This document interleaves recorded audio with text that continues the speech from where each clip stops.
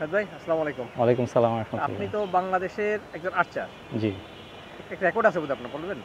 জি, আমি ২০০৯ এ বাংলাদেশের সর্বপ্রথম স্বর্ণপদক অর্জন করি আর্চারিতে এবং ওইটা এশিয়ান পর্যায়ে আমাদের স্বাধীনতা পরবর্তী সময়ে সর্বপ্রথম স্বর্ণপদক এশিয়ান পর্যায়ে না? এশিয়ান পর্যায়ে। ওইটা কি ছিল ইভেন্টটা এটা? ওইটা ইভেন্ট ছিল হচ্ছে ৪র্থ এশিয়ান গ্র্যান্ড পিক্স। আর আমি অর্জন করি গোল্ড হচ্ছে রিকার্ভ এককে 70 মিটার খেলাটা কোথায় হয়েছিল? কলকাতায়। আচ্ছা, এরপর আপনার স্বর্ণ পদক কটা আছে? এরপরে আমি আপনার হচ্ছে সাব গেমে সিলভার এবং 2010 এ? ২০১০ এ। আচ্ছা। হ্যাঁ, এবং সাউথ এশিয়ানে স্বর্ণ রৌপ্য পদক এবং সাউথ এশিয়ান কোনটা? South Asian archery championship. আচ্ছা। তো এই প্রথম স্বর্ণ পাওয়ার পর আর স্বর্ণ আসে নাই কেন আপনার? ও একটাই স্বর্ণ না? হ্যাঁ, একটাই স্বর্ণ। আমি এরপরে আসার পরে ২০০৯ এর পরে আমি ২০১০ এ আবার রিকাপ চেঞ্জ করে আমি কম্পাউন্ড ইভেন্টে চলে গেছি। আচ্ছা। তো পরে আপনার ২০১০, ১১ এবং ১২ দুই বছর আমি কম্পাউন্ড কন্টিনিউ করি।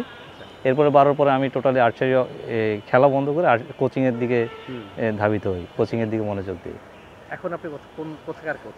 এখন আমি সংযুক্ত আরব আমিরাতে আছি কোচ হিসাবে। সরকারি কোচ নাকি মূল কোচ? না, আমাদের ওইখানে মানে সহকারী কোচ, মূল কোচ এরকম বিষয় না। আমি কম্পাউন্ড সাইডটা দেখতেছি। কত সাল থেকে? আমি ২০২১ থেকে আছি। তার আগে কোথায় ছিলেন? তার আগে আমি বাংলাদেশে ছিলাম। বাংলাদেশে আমি প্রথম বাংলাদেশ আনসারের কোচ ছিলাম, তারপর বিকেএসপির কোচ ছিলাম, তারপর দীর্ঘদিন বাংলাদেশ সেনাবাহিনীর কোচ ছিলাম এবং বাংলাদেশ সেনাবাহিনীর কোচের পরে এর মাঝখানে আবার বাংলাদেশ ন্যাশনাল টিমের সাথে কাজ করি ২০১৫-১৬ ২ বছর। তো ২০১৬-তে ইন্ডিয়াতে যে সাব গেম হয়েছিল সেখানেও আমি কোচ হিসাবে ছিলাম বাংলাদেশে।